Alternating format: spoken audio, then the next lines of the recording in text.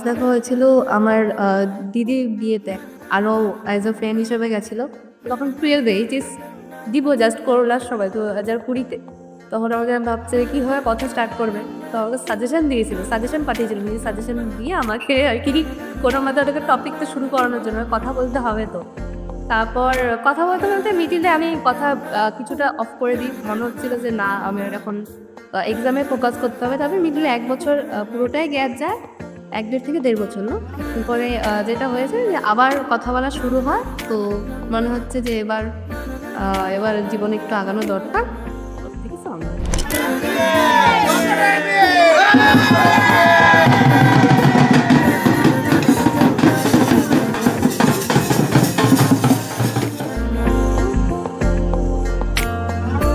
একটা বারান্দায় আমি দাঁড়িয়েছিলাম, ছুঁড়ে ম্যাজিক চোখ তাকিয়ে যে চলে গেলে শীতে আরাম দেয় সেই রকমই চাদর মেলে ফেলেছি খেলার ছলে তোমার কোলে।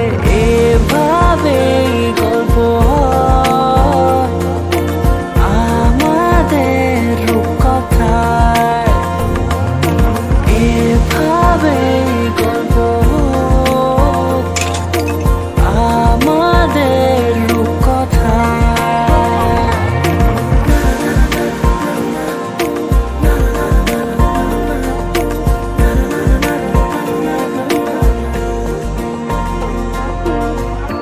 পাউন্ডুলে দিন আর দুষ্টুমিরা নিয়ে পৌঁছে দিক আমায় তোমার পুকুর পাড়ে।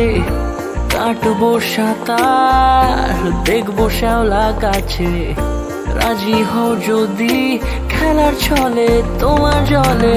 এভাবে গল্প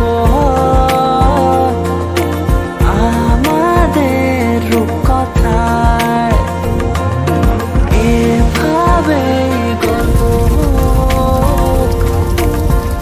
আমাদের রূপকথায়।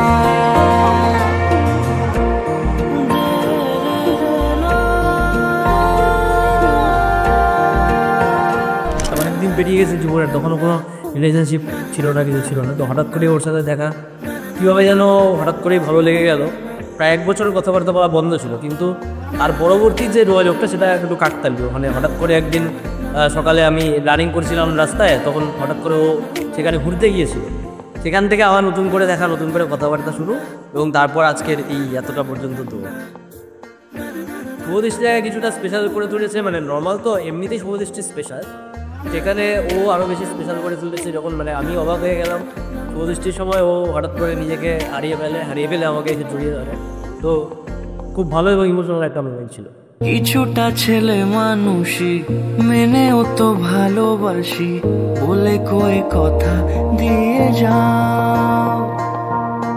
দেখো না এনেছি সাথে মধুমাখা দিনে রাতে আমার মনের জোছনা। তো এটা আমাদের অনেক দিনেরই ইচ্ছা ছিল যে ওকে বাইকে করে আমি নিয়ে আসবো।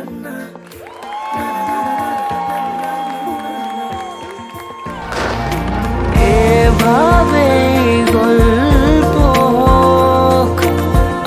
আমাদের রূপকথায়, এভাবে গল্প হয় আমাদের রূপকথায়, এভাবে গল্প হোক আমাদের রূপকথায়, এভাবে গল্প হয় আমাদের রূপকথায়।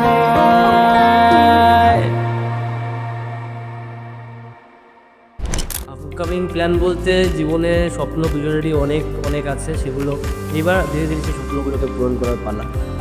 দুজনে নতুন সব সংসারটা শুরু করা, সংসারটাকে গোছানো, একদম দুজনের হাতে হাত থেকে সাহায্য চলা, প্রত্যেকটা সমস্যার সমাধান দুজনেরই। ব্যাস সেটা।